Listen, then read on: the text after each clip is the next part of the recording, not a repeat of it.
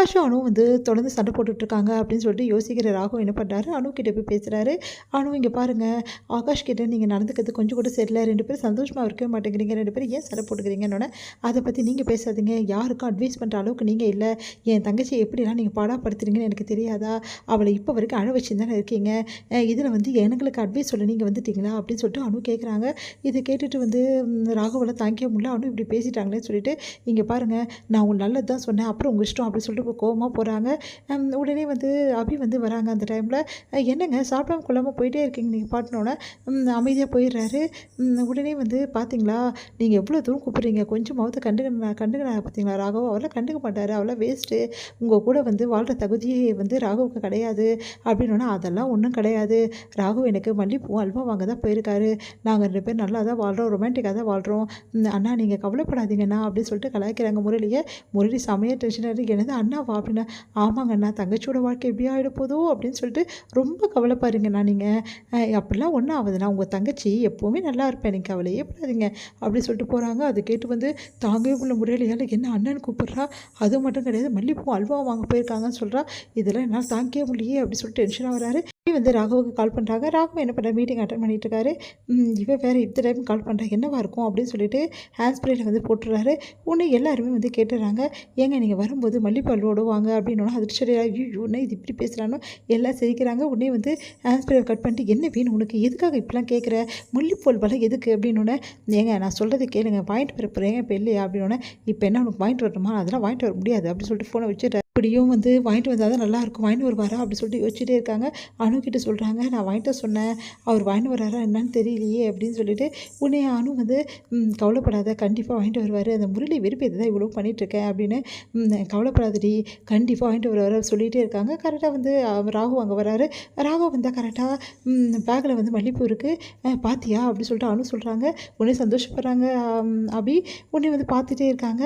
அப்போ வந்து அல்வாவே மல்லிப்பூ எடுத்துகிட்டு வந்து எல்லாம் முன்னாடியே கொடுக்குறாரு. உடனே சந்தோஷம் தாங்க முடியல எல்லாருக்குமே. உடனே இதை பார்த்துட்டு வந்து ஒன்றும் புரியாமல் அஞ்சலி வந்து யோசிக்கிறாங்க, ராகவா இது நினச்சி கூட பார்க்க முடியல அப்படின்னு சொல்லிட்டு. உடனே வந்து தாங்க முடியாமல் வந்து செமையாக டென்ஷன் ஆகிறாரு முரளி. உடனே முரளி வந்து அங்கே அப்படி பார்க்குறாரு, செம்ம டென்ஷனில்.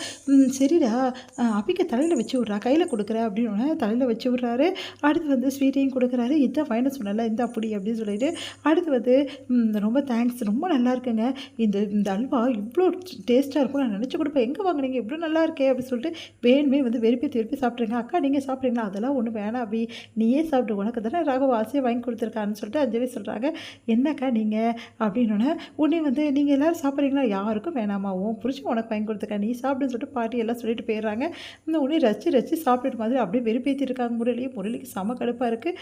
சரிங்க எனக்கு பசியே இல்லை, நான் பால் எடுத்துகிட்டு வரேன், நீங்கள் உள்ளே போயிடுங்க, நான் வந்துடுறேன் அப்படின்னு சொல்கிறாங்க. உடனே வந்து அப்படியே டென்ஷனாக இருக்காரு முரளி. என்ன நடக்குதுங்க அப்படின்னு சொல்லிட்டு, ரூமை எட்டி பார்க்கலாமா அப்படின்னு சொல்லிட்டு ஓடி போய் லைட்டாக எட்டி பார்க்குறப்ப பண்ணுறாரு. உடனே வந்து முரளி வரதை பார்த்துட்டு என்ன பண்ணுறாங்க, நம்ம அப்படி வந்து என்னங்க நீங்கள் பால் கூட உங்களுக்கு குடிக்க தெரியல சரியா அப்படின்னு சொல்லிட்டு ராகவுக்கு வந்து தொடச்சி போயிடுறாங்க. அப்படியே பார்த்து பண்ணுறாங்க. பால் கூட சரியாக குடிக்க தெரியல உங்களுக்கு அப்படின்னு சொல்லிட்டு முந்தானி எடுத்து அவரோட முகத்தை வந்து தொடச்சி விடுறாங்க. இதெல்லாம் பார்த்துட்டு முரளிக்கு செம கடுப்பாகுது. உடனே வந்து கதவு பட்டுன்னு முரளி மேலே அப்படி வடிக்கிற மாதிரி சாத்துறாங்க. முரளி செம்மையாக டென்ஷன் ஆகிறாரு. அப்படின்னு சொல்லிட்டு அங்கேருந்து போகிறாரு. உனக்கு நல்லா வேணும்னு வந்து எட்டி பார்த்துட்டு இருக்கியா அப்படின்னு சொல்லிட்டு செம்ம டென்ஷன் ஆகிறாங்க நம்ம அபி. அடுத்து வந்து என்ன ஆச்சு அபி உனக்கு அப்படின்னு சொல்லிட்டு ராகவ கேட்குறா. ஒன்றும் இல்லை அப்படின்னு சொல்கிறாங்க. ஒரு நாளைக்கு நல்லா வந்து பேசுகிற, நீயே எல்லா வேலையும் செய்கிற, ஒரு நாளைக்கு நான் ஏன் உங்களுக்கு செய்யணும்னு கேட்குறேன், எனக்கு ஒன்றுமே புரிஞ்சுக்க முடியல அபி உன்னை பற்றி அப்படின்னோடனே, என்னை பற்றி உங்களுக்கு இப்போ புரியாது, கொஞ்சம் கொஞ்சமாக புரியும், நீங்கள் தான் என்னை பற்றி ஃபுல்லாக தப்பாக நினச்சிட்டு இருக்கீங்களே, அப்போ எப்படி புரியும் அப்படின்னோடனே, எடுத்துடாத பிரச்சனையை அப்படின்றாரு. சரி எதுக்காக மல்லிப்பூ அல்வா வாங்கிட்டு சொன்னேன், எனக்கு ஒன்றுமே புரியல, எதுக்கு இப்படிலாம் பண்ணிகிட்ருக்க அப்படின்னோடனே, எனக்கு ஒன்றும் நான் வாங்கிட்டு சொல்ல, அணுக்கும் ஆகாஷுக்கும் தான் வாங்கிட்டு சொன்னேன். என்ன சொல்கிற, ஆமாம் ஆகாஷும் அணுவும் 2 பேர் சண்டை போட்டுக்கிறாங்க, நீங்கள் தானே சொன்னீங்க, அவங்கள சமாதானப்படுத்த தான் நான் வாங்கிட்டு சொன்னேன்.